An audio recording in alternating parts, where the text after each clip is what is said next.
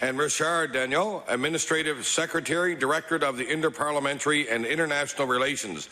I ask that members of the Assembly give them a warm welcome.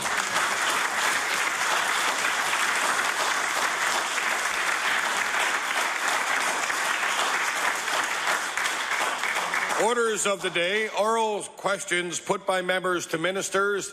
The time now is 12:54. We will finish at 1:54. The Leader of the Official Opposition. Thank you, Mr. Speaker. Friday afternoon, after the House had adjourned for the day, government announced a mediator to mediate the dispute between 3,600 healthcare workers and their employer, the province, a full 9 days after talks had broken down. In the same release from the government, Mr. Speaker, I want to quote, and I quote, "The appointment is an indication of the seriousness of government's concern for the health and safety of Nova Scotians and its desire to avoid more disruptions in critical health services in the public," end of quote. And I'll table that quote, Mr. Speaker. Mr. Speaker, my question for the Deputy Premier, why did it take so long for government to act? Honourable the Deputy Premier.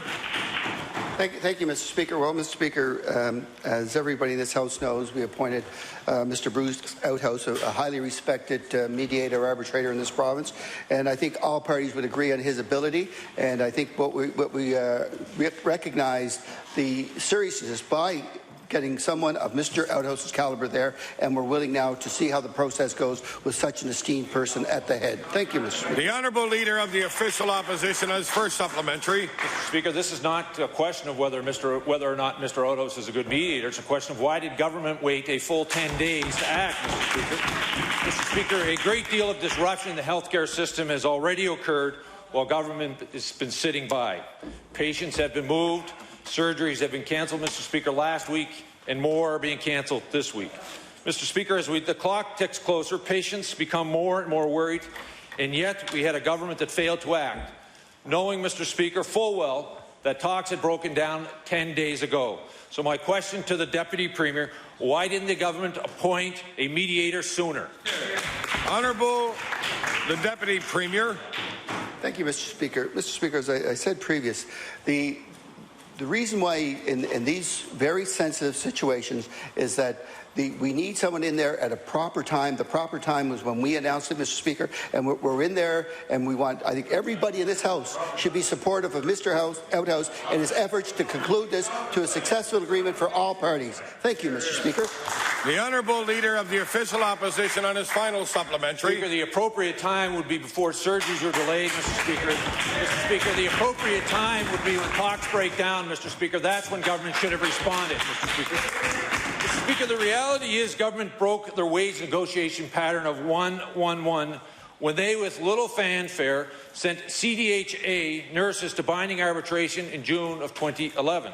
Mr. Speaker, now in this very same district, with healthcare workers that are also essential to the healthcare delivery, Mr. Speaker, treating the very same critically ill patients, Mr. Speaker, the government appoints a mediator and not binding arbitration. My question to the Deputy Premier, what makes this situation so different from the nurses' strike?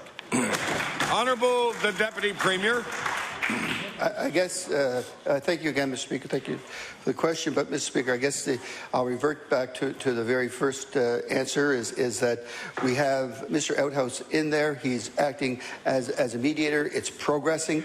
And we hope that everybody on that side, along with this side for sure, Mr. Speaker, supports Mr. Outhouse in bringing this to a successful conclusion for all parties. And that we are ever mindful, Mr. Speaker, of the taxpayers and the citizens who may be ill and the taxpayers to pay that bill. That's what we're looking for, Mr. Speaker, is a fair resolution. The Honourable Leader of the Progressive Conservative Party. Thank you, Mr. Speaker. Thank you, Mr. Speaker. First of all, the people that members on this side of the House are supporting are the patients that are having their surgeries cancelled as we speak because this government won't stand up for them in the face of a strike tonight at Capitol Health. Mr. Speaker, I know the Premier was sent the same letter as I was, and other members on this side of the House were yesterday by Mr. Mac Fyander, who writes that he's concerned about his wife's surgery. She has colorectal cancer, was scheduled for surgery yesterday, but, Mr. Speaker, her surgery was cancelled. It's just one of over 100 surgeries a day that are being cancelled at Capital Health, where almost 100 beds are going to be closed. So my question to the Deputy Premier is, will he now assure the Fyanders and all Nova Scotians that his government will not allow any more surgeries to be cancelled or real beds to be closed? Honourable the Deputy Premier. Thank you, Mr. Speaker. Mr. Speaker, as I said previously, Mr. Speaker, that we're working through this process, but unlike the leader of the third party, Mr. Speaker, we will not talk about individual cases on the floor of this legislature. But in broad terms, Mr. Speaker, we are working forward to getting a resolution, and we would hope that all sides of this House would support Mr. Outhouse in his endeavours. Thank you, Mr. Speaker. The Honourable Leader of the Progressive Conservative Party on his first supplementary. Mr. Speaker, the people that need support are the patients, like the wife of Mr. Fyander, who are having important surgeries cancelled because this government will not stand up for them. The only people that are not at the table with Mr. Outhouse are the patients who are being used as pawns in this labour dispute. Right. I will quote again from Mr. Fyander's letter. Cancer, he writes, doesn't wait for anyone to have and to have Nova Scotians go through this is totally unacceptable and immoral, and I will table that letter for the benefit of the Deputy Premier. So the time has come to do the right thing and assure Nova Scotians that their government will save those surgeries. So my question to the Deputy Premier, is he for patients like Mr. Fyander's wife and all the patients who are having surgeries cancelled or not? Honourable the Deputy Premier. Mr. Speaker, I'll tell you, this government stands foursquare in charge or in support of patients, Mr. Speaker, unlike the third party, who's, when confronted with something like this, gave us Bill 68. Thank you, Mr. Speaker.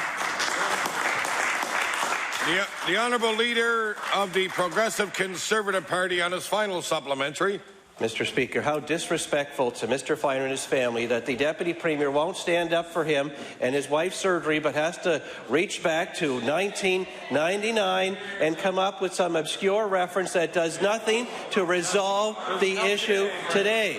The fact of the matter is, Mr. Speaker, the fact of the matter is we are less than 12 hours away from a real strike where real services and real surgeries are going to be cancelled. In fact, they're already being cancelled, and the one person that has it in his power to stop that from happening is the Premier and his cabinet. So, Mr. Speaker, I will ask the Deputy Premier, since he won't act to save those surgeries, what does he have to say to the people of Nova Scotia like the Fyanders?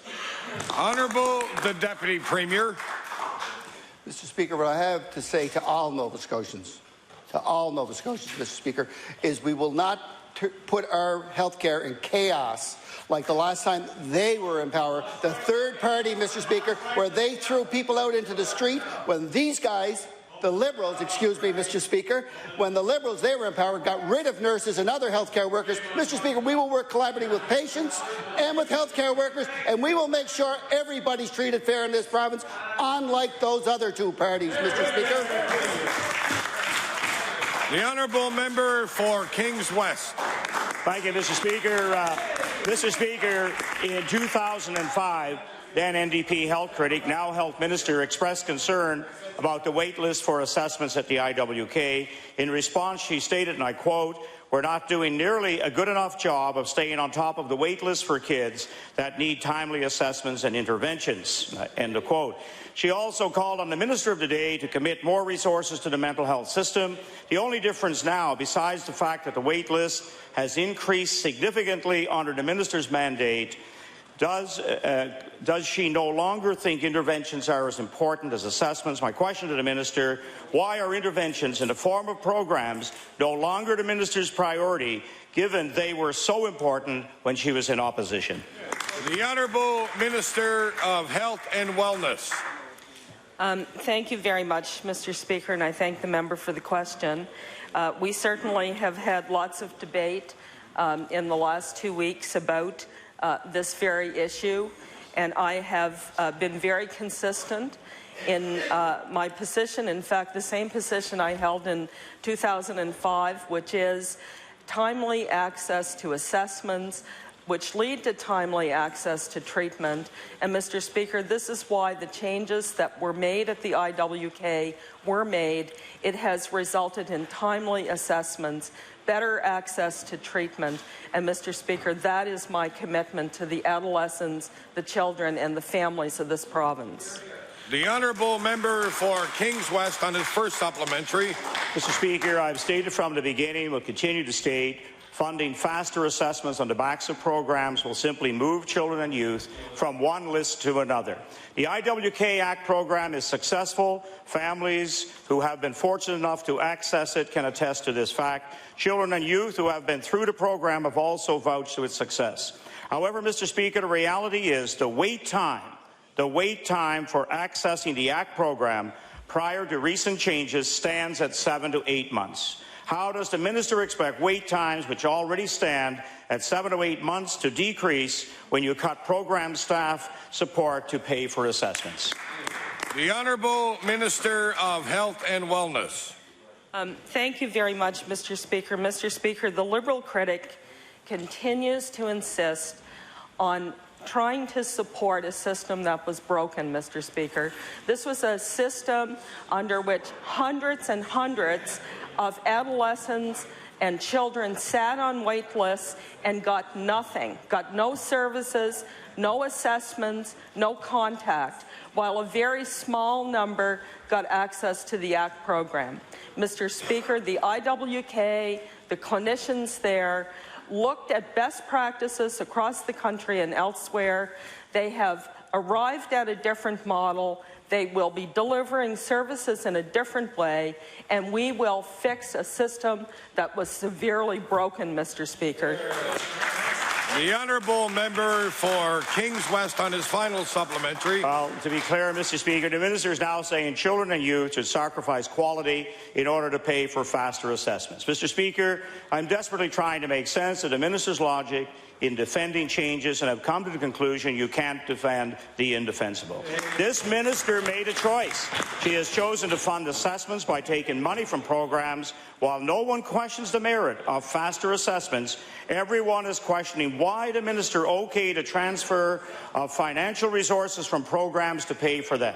Why is it acceptable to the minister to fund faster assessments by increasing program treatment wait lists, which are already 8 months long? The Honourable Minister of Health and Wellness. Thank you very much, Mr. Speaker. Well, Mr. Speaker, it's not only assessments that will see drastic improvements in terms of timeliness. The reallocation of resources has meant that there are more clinical staff in other programs that offer services to families. So not only do families get quicker assessments, there's an expanded menu of program staff available to work with children with addictions, to work with children with behavioral problems, to work with adolescents who have addictions and behavior problems. And this will result in better care sooner, Mr. Speaker, something that every member of this House should support. The honourable member for Kings West on a new question. Thank you, Mr. Speaker. There is an old saying, the best defense is a good offense, and yesterday this government proved this to be the case when they released the recommendations from the Advisory Committee on Mental Health and Addictions, minus their response in the form of a strategy. Whether it's the cutting of mental health programs for children and youth at the IWK, or in light of tragedies in 2012 in the form of deaths due to addictions, it was their hope that yesterday's announcement would somehow change the channel. The reality, Mr. Speaker, the channel remains the same. Will the Minister of Health agree that the recommendations, however positive they may be, are only as good as government's plan to actually implement them? The Honourable Minister of Health and Wellness. Thank you very much, Mr. Speaker. Mr. Speaker, all members of this House, I think, should acknowledge the hard work and the effort that went into yesterday's report by a very, very dedicated group of people who worked as volunteers without any compensation for the many, many hours that they put into what is an excellent report. with 61 recommendations. Many of those recommendations have information that we are now analyzing and will contribute to a stronger mental health system at the end of the day when our mental health strategy is introduced in the next few weeks, Mr. Speaker. The honourable member for Kings West on his first supplementary. Mr. Speaker, no one is questioning the work of the committee or the 1,200 Nova Scotians who gave input to the advisory committee. Mr. Speaker, when you go through the recommendations in detail, there is actually a glaring contradiction to the reality of changes currently happening at the IWK. According to the expert advisory committee, we need to better address wait lists for assessments. No one in this House agrees that this doesn't need addressing. However, nowhere did the recommendations state you fund faster assessments by cutting programs to pay for them. My question to the Minister, is the Minister prepared to revisit the changes at the IWK Act program in light of recommendations from the Advisory Committee? The Honourable Minister of Health and Wellness. Thank you very much, Mr. Speaker. Well, first of all, Mr. Speaker, not one nickel has been cut from funding to the IWK. Number two, Mr. Speaker, the recommendations in yesterday's report are entirely consistent with what the IWK is doing in terms of early access, early intervention, early assessment. So contrary to what the honourable member is saying, there is absolutely no reason to revisit the decisions of the IWK, and I have made it very, very clear that I support the direction in which the IWK is going, unlike the members of that caucus who feel that they need to support a system that was very, very broken, Mr. Speaker. The honourable member for Kings West on his final supplementary. Well, thank you, Mr. Speaker. The Minister knows full well that the ACT program is no longer as it had been for years and done very successfully. To further reinforce the necessity to revisit the changes at the IWK was fact that one of the four major pillars stressed the need for better collaboration amongst the mental health care worker team. My question to the Minister, how can we have better collaboration when you are cutting valuable members of the mental health care team to pay for faster assessments? The Honourable Minister of Health and Wellness. Thank you very much, Mr. Speaker. Well, Mr. Speaker, the honourable member does not want to acknowledge the facts. And the facts are that assessments are a part of the IWK strategy, faster assessments, but resources are being allocated so that clinical staff will be added to a variety of treatment programs, and that means that people will be able to be seen for treatment as well as faster assessments in a more timely fashion. It's what we call better care sooner, Mr. Speaker, and it's working. The honourable member for Argyll. Thank you very much, Mr. Speaker.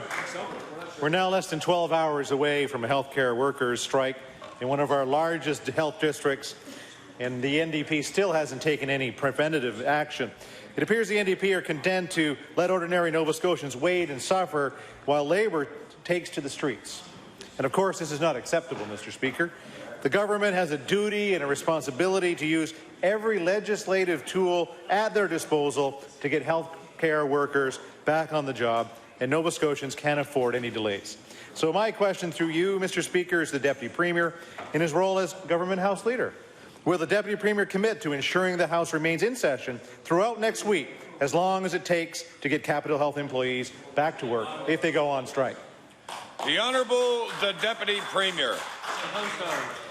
Well, Mr. Speaker, yeah, and the opposition or the third-party House Leader wants to call House hours now. I guess, Mr. Speaker, in opposition is tomorrow. Opposition day is tomorrow. But I'll assure him whether that we will be here next week doing regular business, Mr. Speaker.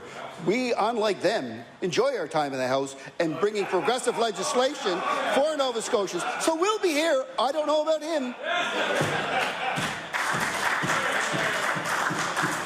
The The honourable member for Clare on his first supplementary. Well, thank you very much. The member for Argyll knows that the NDP's union boss pals are the driving force behind labour disputes. And the NDP may not like being on the opposite sides of their buddies, but government has the responsibility to do what's right on behalf of citizens who elect them. So far, the NDP government has failed in that responsibility. So it begs the question, which side are they on?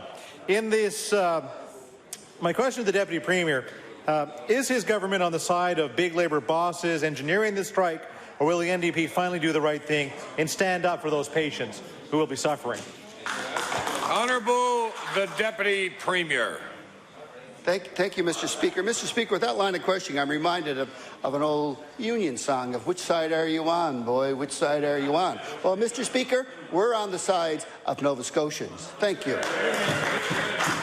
The honourable member for Argyll on his final supplementary. Well, thank you very much, Mr. Speaker. And, you know, which Nova Scotians are they for? Are they for the people that are getting their surgeries cancelled, or are they for other Nova Scotians that maybe we don't know about? The NDP government is afraid to stand up to their big labour buddies, and I can say Nova Scotians are suffering because of it. Already we've seen important surgeries and procedures cancelled, and the NDP's answer? They cross their fingers and their toes and hope against hope. They hope for the best, but Mr. Speaker, that of course is not good enough by anybody's standard. How many more surgeries, operations and procedures have to be cancelled before this NDP government decides to act? Honourable the Deputy Premier. Well, Mr. Speaker, I do many crossings on Sundays, Mr. Speaker. I don't cross my toes or I don't cross my fingers. But, Mr. Speaker, as I said in earlier answers, that, you know, there's been a mediator appointed, respected, I'm sure, on all sides of this House, and that that process is moving forward. And I only wish, Mr. Speaker, that they, on the other side, were as supportive of Mr. Outhouse as we are, Mr. Speaker, because we ensure that there will be a successful resolution to this, Mr. Speaker. Collective bargaining is just that, Mr. Speaker. It's the sides getting together and bargaining collectively. We respect that. They don't. That's simple. Thank you, Mr. Speaker. The honourable member for Bedford Birch Cove. Mr. Speaker, last night at Budget Estimates, I asked the Minister of Community Services for an update on the situation at Talbot House. She obliged by speaking for 59 minutes while giving no details. So I will try again. Mr. Speaker, DCS conducted an organizational review of Talbot House in April. Can the Minister please indicate where in the report the treatment outcomes are listed? The Honourable Minister of Community Services. Thank you, Mr. Speaker. And I was very clear last evening. I explained to the member opposite the information with respect to Talbot House and its history, and the gentleman that we serve at Talbot House and the care that's taken there, so they would have an understanding of what's taking place with regards to the organizational review. And that's exactly what it was, an organizational review that came up with recommendations to the board. And so now we're waiting to hear to see if the board accepts those recommendations. Thank you. The honourable member for Bedford Birch Cove on her first supplementary. Thank you, Mr. Speaker, and that took about a minute, which is all it should have taken the minister. In fact,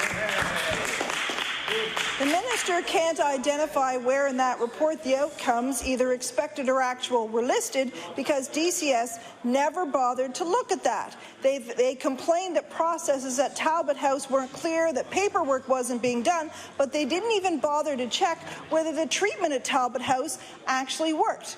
Can the minister please indicate why not? The Honourable Minister of Community Services. Mr. Speaker, as I said before, we were looking at an organizational review. That particular review was focused on whether the organization was meeting the standards that were set forth in the service agreement. So that's exactly what we did in the review. The Honourable Member for Bedford Birch Cove on her final supplementary. Mr. Speaker, I realize that expecting a results-based analysis of a program might be a novel idea for this government, but can the minister please indicate whether her department is actually tracking the outcomes of the gentleman formerly housed at Talbot House, as well as any other patients in government-funded addictions treatment? The Honourable Minister of Community Services. Mr. Speaker, as I said, with respect to the organizational review, we were looking at whether the standards were being met within the organization itself, and we always have communications with other departments, especially health, to make sure that we have an understanding that the services that are being provided are services that work for the individuals. Thank you. The Honourable Member for Cape Breton West. Thank you, Mr. Speaker. Mr. Speaker, my question to you will be to the Minister of Community Services. Mr. Speaker, last week in question period, the Minister of Community Services told this House that when her department decided to publish the Talbot House review on the government website, that her department officials were in contact with the dedicated volunteer board of the organization. What the minister failed to disclose last week was the board asked that the report not be made public without significant changes. Those changes were not made, and the report was made public anyway, against the express wishes of a volunteer board. My question to the minister is this: what compelling public interest was the minister serving when she allowed the Talbot House report to be published on the government website against the wishes of the volunteer board, and does she publish every organizational review in that manner? The Honourable Minister of Community Services. Mr. Speaker, I was clear in the House before that the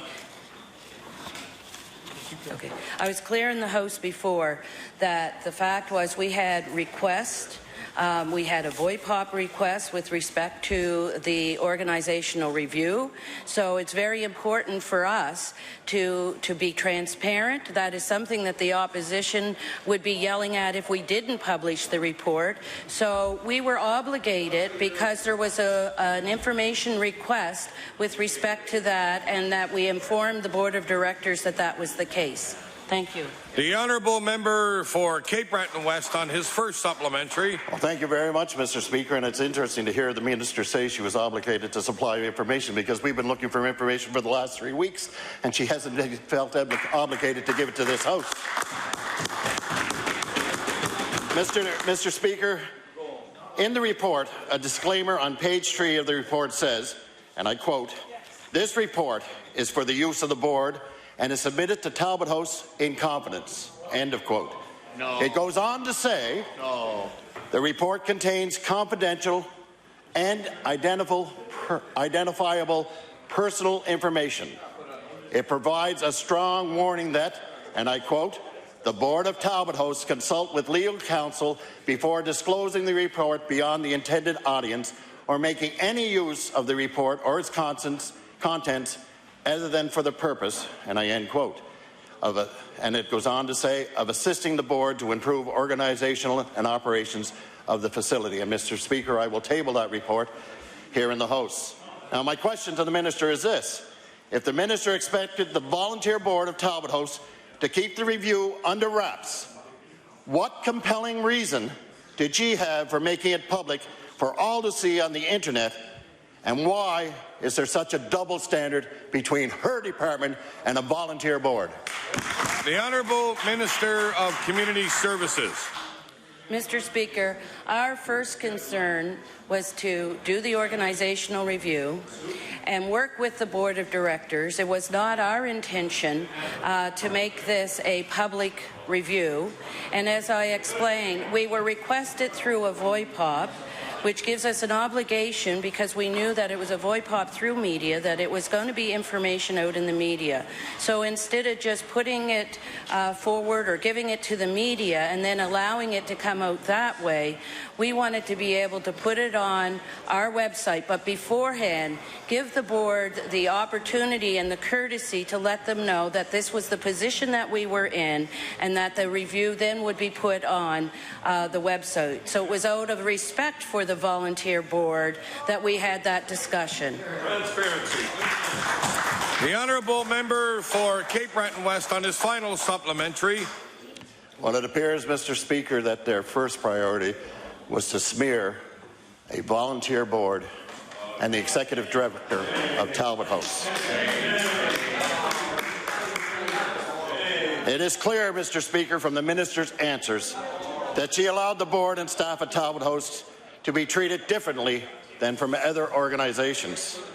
It is clear that they have been treated unfairly, and, Mr. Speaker, their reputations have been smeared as a result of that minister's actions. My question to you is this: will the minister finally do the right thing, take the review of Talbot House off the internet, and apologize to the board and the executive director for treating them with so little respect and disregard? The Honourable Minister of Community Services. Mr. Speaker, this is not an abnormal process. We've done it many times in our department. Sometimes they can be challenging because we're identifying where there are some gaps in the organization. And we treated this board with respect.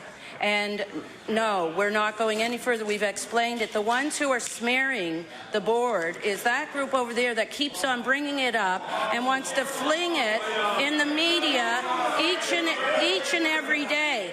They're the ones who have the smear campaign going on, not this department. The Honourable Member for Bedford Birch Cove. Mr. Speaker, the standards of care for funded recovery houses were adopted in April 2008. This document outlines expectations of boards for recovery houses. My question, can the minister please indicate at what point the department communicated its unhappiness with the performance of the board at Talbot House, and on which occasions her department offered training to the board? The Honourable Minister of Community Services. Mr. Speaker, how this rolled out was the fact that, yes, there were service agreements in 2008, and as I stated before, there was no service agreements prior to that, which was a real concern. When we acted was when we received the letter of complaint, and that because we received a letter, we felt that, and it's always important, we can't ignore that, and because they'd be yelling at us for ignoring a letter of complaint. So we went forward because of that letter and went to the board and said, now we'll need to do an organizational review and compare that with the standards in the agreements, and are you meeting those standards? The Honourable Member for Bedford Birch Cove on her first supplementary. So from the time this government was elected in 2009 until they went to the board in December of last year, there was no help forthcoming, there were no standards, there was no administration, nobody overlooked the board at all, and then they marched in when they decided that they had a complaint. Yesterday in budget estimates, the minister indicated that the complainant offered to meet with the board, which refused. In fact, the board had pleaded with DCS, begged that they be told who the complainant was and what the allegations were, and no meeting was forthcoming. They were told by DCS they would be held personally liable unless they went to the police, so they did reluctantly. The offer to finally meet with the complainant was in fact made well after the board was forced by DCS to make a complaint to the police, and this complaint was prompted by an anonymous person about unspecified acts of commission or omission. The minister should now be in receipt of information that makes clear that the offer to meet with the complainant was made well after the allegations were made, and well after her department had already forced the board to go to the police. Well, it's not 59 minutes, but it might be a little long.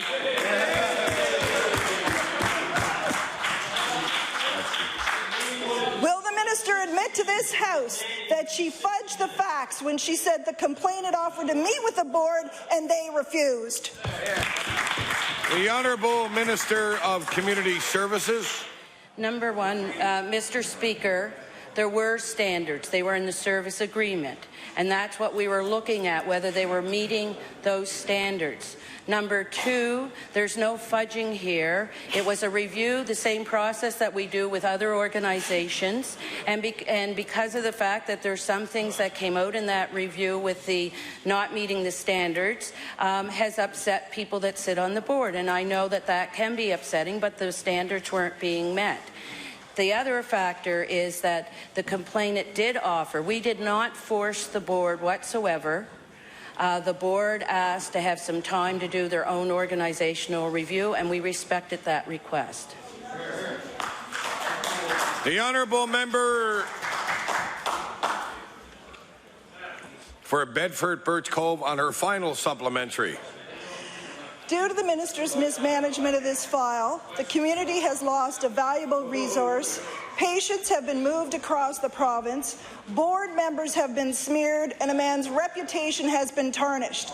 Will the minister admit to the House that her department went into Talbot House looking for a problem because the executive director would not allow methadone to be used in treatment there? The Honourable Minister of Community Services. Mr. Speaker, all I can say is that's absolutely ridiculous. The Honourable Member for Victoria the Lakes. Thank you, Mr. Speaker. Mr. Speaker, when a parent chooses a child care centre for their children, they base their decision on the quality, responsibility and safety of a facility, not the business model. We have 408 licensed non-profit and privately owned child care facilities in the province, Mr. Speaker. Well over half of the facilities are privately owned by small business owners, representing nearly 9,000 spaces for the children in this province. Parents may not make their choices based on the business model, but the Minister of Community Services does. The Minister is not up to the job. She has scared parents and operators with inconsistent statements about whether or not she will follow CUPE's design for care. So, Mr. Speaker, my question through you to the Minister of Community Services, will the Minister confirm right now that the NDP will not be phasing out funding for privately owned and operated child care centres? The Honourable Minister of Community Services. Mr. Speaker, I've been very open and honest with both of the organizations, from the non-profit to the business. I've met recently actually with the profit businesses, and I've explained to them that there are no plans with this government to cut any funding to them. So I don't know where they get their information from, or they obviously make this stuff up.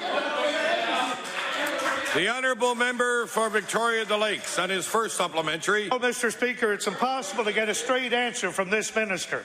Let's take a look at the erratic flip-flopping she has done over time, Mr. Speaker, and I'll table that before I even start.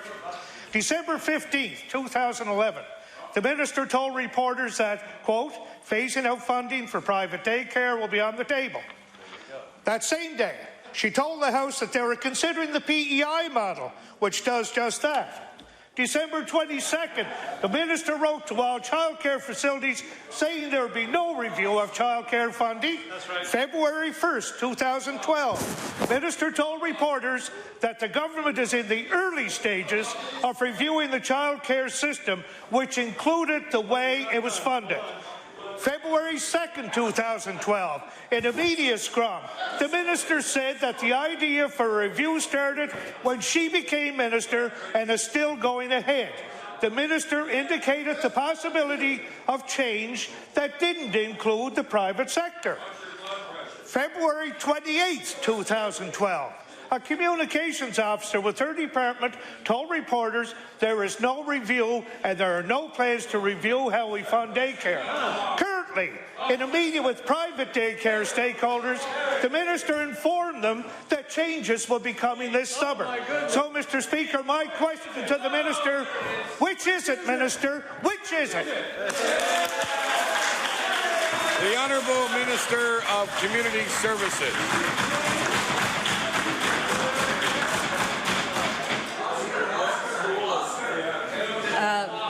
Mr. Speaker, I have been more than open and honest with both the private and the non-private sector. I have told them that we want to look at early childhood development. We want to look at the daycares. That's the one thing that we do as a government. We strategize. We want to improve. They just sat on what existed, whether it was working or not. So what we said to them was the fact that we would be looking at a review that would include all of Nova Scotians to have an opportunity. That was in the throne speech, where we're going to go out to the people of Nova Scotia and talk to them about early childhood development and what their opinions are with respect to that. And I'm sorry, I know they didn't do business like that, but we like to talk to Nova Scotians and get their opinions. Thank you. The honourable member for Victoria the Lakes on his final supplementary. Thank you, Mr. Speaker. Mr. Speaker, parents deserve to know what the future holds for their child care centres in the province. The fact is this: there are areas all over Nova Scotia where the only child care facilities are privately owned. It's recently come to light that parents in this province have no reason to put their trust in this minister.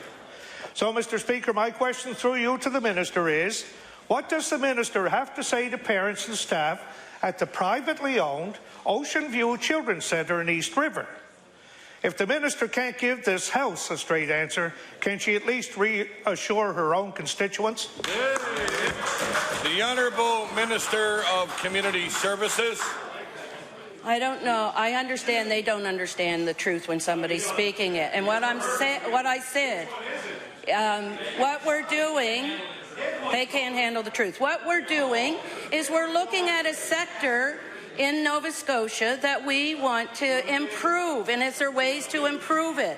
We have not said that profit wouldn't be a part of that.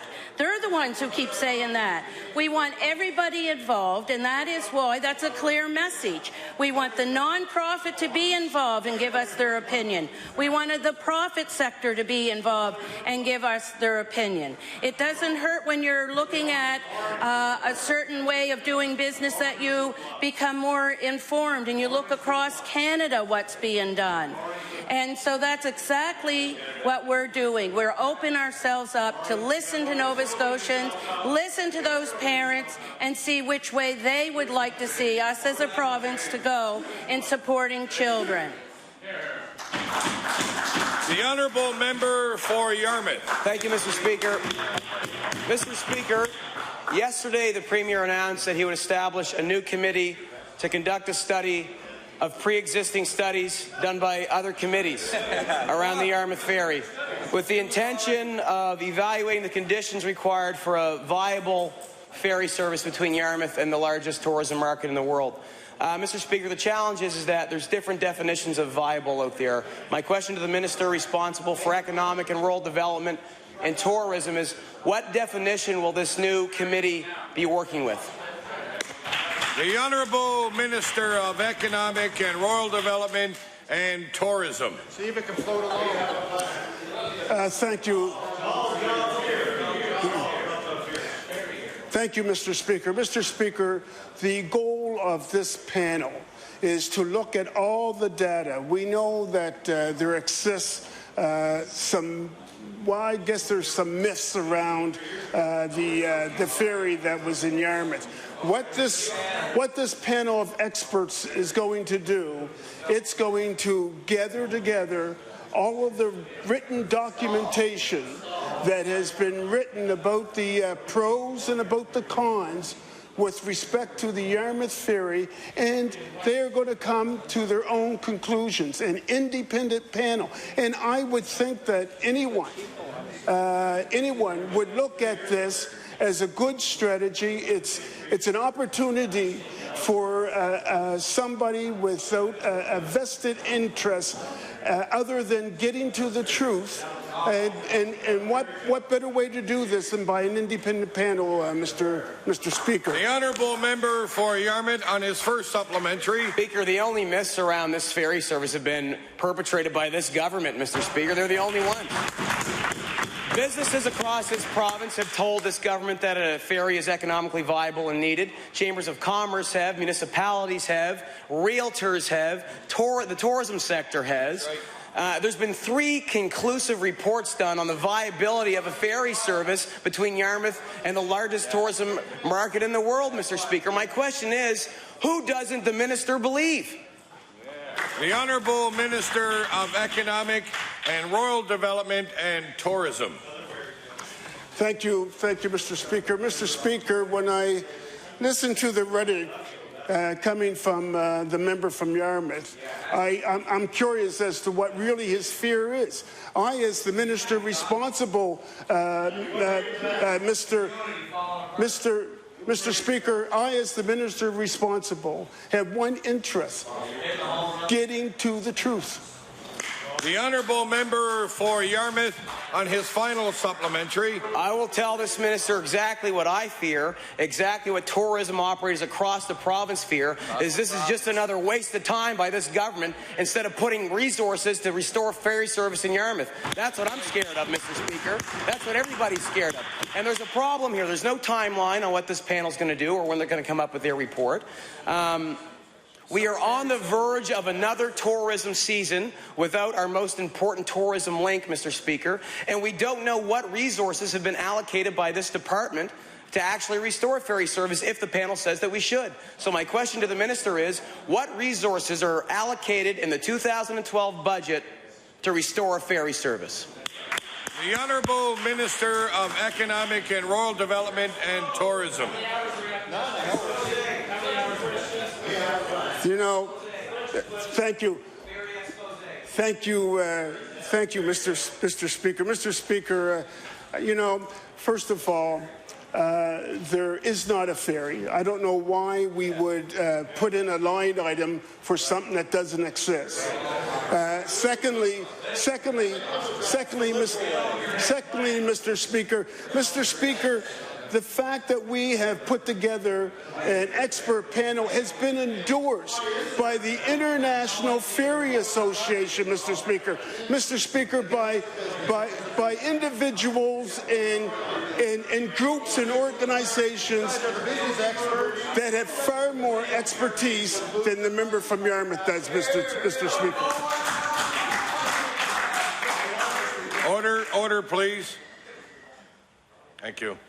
The honourable member for Yarmouth on a new question. Thank you, Mr. Speaker. Mr. Speaker, safety in the workplace is paramount. Businesses know the value of having a safe workplace and see it as a key in their business success. Mr. Speaker, business wants to work with the Department of Labour and Advanced Education to create safe workplaces, but these requests have fallen on deaf ears. Why is this department refusing to work with stakeholders to come up with strategies, identify objectives, and implement changes that would be beneficial to all in making a safe workplace, Mr. Speaker? To the Minister of Labour and Advanced Education. The Honourable Minister of Labour and Advanced Education. Thank you, Mr. Speaker. I'm going to ask the honourable member for more details because certainly our government places workplace safety as a very high priority, and I meet on a regular basis with various stakeholders, so I'd be interested to know the purpose behind the question. Thank you. The honourable member for Yarmouth on his first supplementary. Mr. Speaker, the premise of the question is that we've heard from employers that this government isn't working with them or consulting or taking their issues seriously, Mr. Speaker. That's the premise of the question. Everybody agrees that safety has to come first, but the department is not working with the employers. These are the very stakeholders who have a vested interest in ensuring that their businesses and places of employment adhere to safety standards. Instead of working with interested stakeholders, the Department of Labour and Advanced Education is pushing administrative penalties on them, Mr. Speaker. Instead of supporting businesses and creating safe workplaces, businesses are being fined left and right and centre with no support for change for safety training. This measure that is meant to be a deterrent is only serving to punish business and is costing small businesses dearly, Mr. Speaker. My question to the minister is, will she tell the members of this House of Assembly and Nova Scotian employers where revenues generated from administrative penalties go? The Honourable Minister of Labour and Advanced Education. Got a good estimate question. Thank you, Mr. Speaker. I just want to mention, a couple of weeks ago, I had the opportunity to welcome the Nova Scotia Safety Council conference, and I opened it. I have to say that it was one of the most moving experiences I've had. Not my comments necessarily, but those one of our staff within the Department of Labour and Labour and Advanced Education, and also there was a mother there representing the Threads of Life organization. She spent an hour talking about the impact of the death of her 23-year-old son on her family, on his colleagues, and it was one of the most powerful stories I've ever heard. And I'm sure that there was not a dry eye in the room from the many employers and safety reps that were there.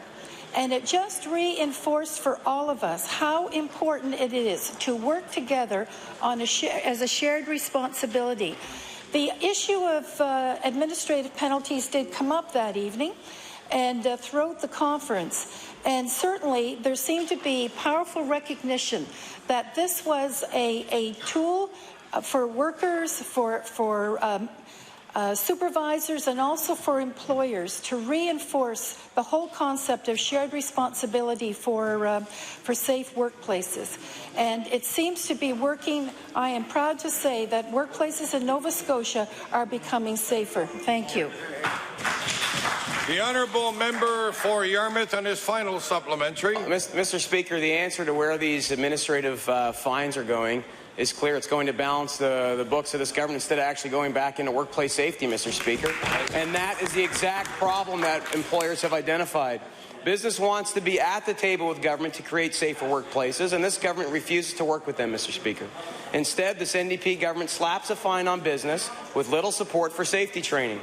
In fact, the budget for safety in the department was underspent by 12% last year, Mr. Speaker. These monies could have been used to support safer workplaces and prevent businesses from being slapped with administrative penalties, which are damaging to their bottom lines. Mr. Speaker, will the Minister of Labour and Advanced Education explain why revenues generated from administrative penalties are being dumped into general revenue and not being reinvested in training and workshops to promote workplace safety? Good question. The Honourable Minister of Labour and Advanced Education. Thank you, Mr. Speaker. I would be pleased during my turn at budget estimates to provide the detail on that. Certainly, we are, I've mentioned a number of times that we are reorganizing our department to better meet the priorities of government. Workplace safety is one of those priority areas.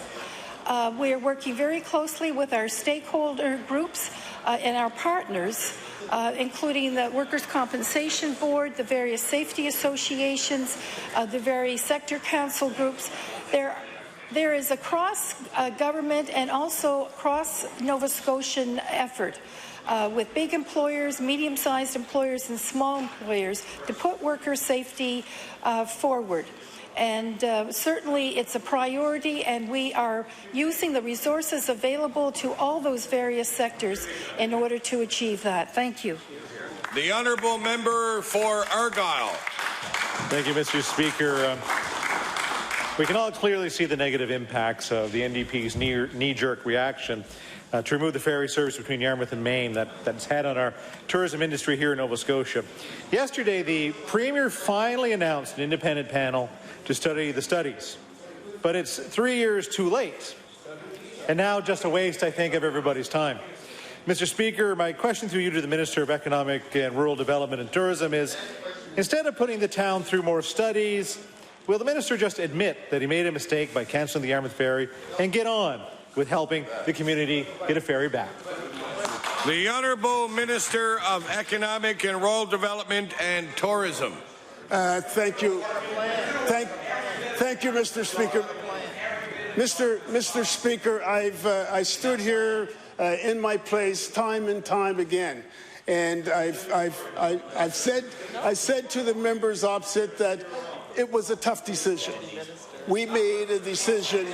We made the decision based on the business case. Did we make the right decision? I believe that we did. And you know, I think what this is not a study. Excuse me. This is a panel of experts that have been put together to sift through all of the data that everybody has put forward with respect to whether or not there should be a ferry from Yarmouth serving the United States, including the data that this government has put forward, Mr. Speaker.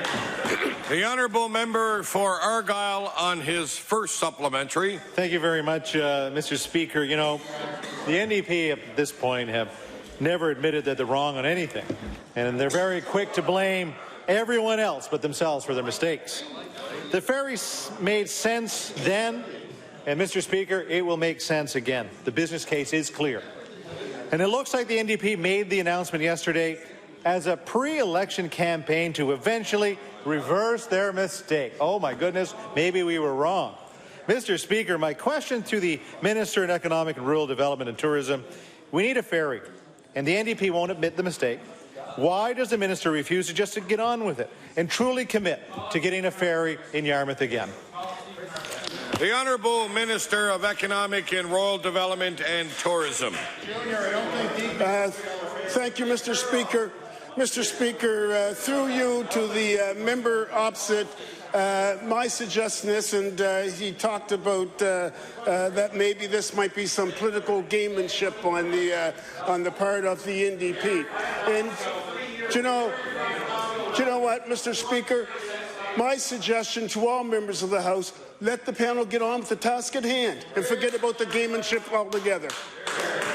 The honourable member for Argyll on his final supplementary. Thank you very much. And you know, as much as I appreciate where the minister is trying to lead Nova Scotians, I mean, the ultimate issue is that we're 3 years too late.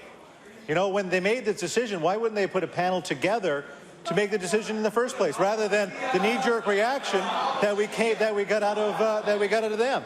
So, Mr. Speaker, the inaction on the ferry has been an insult to the tourism operators, the business owners, the municipalities and volunteers who have all put tireless work on building a business case for the Yarmouth ferry. Mr. Speaker, my question to the minister: will the minister admit that he was wrong and move on with getting a ferry back in Yarmouth, or will he continue to sit on his hands and just keep shifting the blame? The Honourable Minister of Economic and Rural Development and Tourism. Thank you. Thank you. Thank you, Mr. Speaker. Mr. Speaker, first of all, we were not wrong. My suggestion, Mr. Speaker, through you to the member and actually to the whole third party, write a letter to their cousins in Ottawa and tell them, ask them.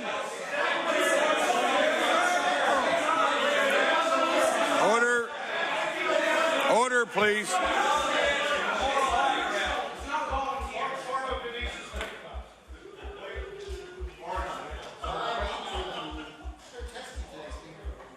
Thank you. And the Honourable Minister of Economic and Rural Development and Tourism. Thank you, Mr. Speaker. And as I was saying, write a letter to the federal government, ask them where they were when we asked them to partner with us with the subsidy for the ferry, Mr. Speaker. The Honourable Member for Dartmouth East. Thank you, Mr. Speaker. Mr. Speaker, my question is for the Minister of Energy. When the NDP government announced that they were delaying their decision on whether to allow fracking in Nova Scotia, the Premier stated one of the reasons was they were waiting for the completion of a study by the U.S. Environmental Protection Agency, scheduled to be completed in 2014. The day after the Premier made that statement, the U.S. government announced that study would be delayed to 2015. So would the minister please advise whether the fracking decision will now be delayed to 2015 to wait for the study? The Honourable Minister of Energy. Thank you, Mr. Speaker. And certainly the issue of hydraulic fracturing is an important issue in Nova Scotia. None of us want to see our well water contaminated or our environment harmed in any respect, and that's why we've undertaken this review, to get the very best information that's available, not only from the study that the honourable member references, but really from a body of study, a whole portfolio of information to be available to us so we can make an informed decision that will be right for Nova Scotians. The honourable member for Dartmouth East on his first supplementary. So, Mr. Speaker, there's no answer to that. So, either the Premier misled the House when he said that, or alternatively,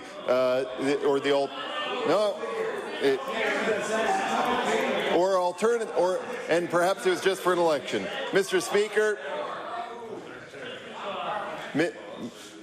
Mr. Speaker, thank you. Mr. Speaker, in estimates, the Minister of Energy stated upon questioning that he felt that the provincial NDP was on side with the federal NDP in terms of the disclosure of chemicals during fracking. However, the next day, the Minister of the Environment said they were open to all positions, and that was just one of many they were considering. So, Mr. Speaker, which minister is correct? The Honourable Minister of Energy. Well, thank you, Mr. Speaker. I've been known to make a mistake once. I'm just trying to figure when it was, but anyway, we're continuing to look at this issue, to dialogue with our federal partners, with the Department of Environment, with the experts in the field, to try to get the right answer that will determine what is safe and what is best and what's doable for Nova Scotians. Thank you, Mr. Speaker. Order, please. The time allotted for all questions put by members to ministers has expired. I will now recognize the Honourable Government House Leader. Thank you, Mr. Speaker. Mr. Speaker, we should now leave the chair and the House resolve itself and the whole House in supply. Motion carried. No, I will now recognize the Honourable Member for Dartmouth East. Thank you, Mr. Speaker, and I'm pleased to rise, speak going into supply along with a number of my other colleagues today. And I want to talk about, I want to start by talking about estimates last night and some of the things that happened there. And the Minister of Community Services, who felt that it was appropriate to spend 59 minutes answering a question, a very serious question on the minds of Nova Scotians, and talk about what she had for lunch in response, and talk about all kinds of things that were extraordinarily disrespectful to the people who are very concerned about the situation at Talbot House. It was disrespectful of the budgetary process. It was disrespectful of the men and women across this province who are obviously working very hard to deliver those much-needed services. And frankly, by taking that amount of time to answer a question and not actually even addressing the question at hand, it was disrespectful to the many men and women who are on income assistance and were looking to have other questions answered yesterday by the Minister of Community Services as to why this government is attacking people on community services, in receipt of income assistance, why this government is making life harder for many people who are struggling with addictions and with disabilities. The minister wanted to avoid those questions, and that is what we've seen through this estimates process. In fact, we can talk about the fact that the member for Argyll and I had met, for example, with the Deputy Premier the other week, who was more than willing to allow, for example, the Public Service Commission to come up in the Red Room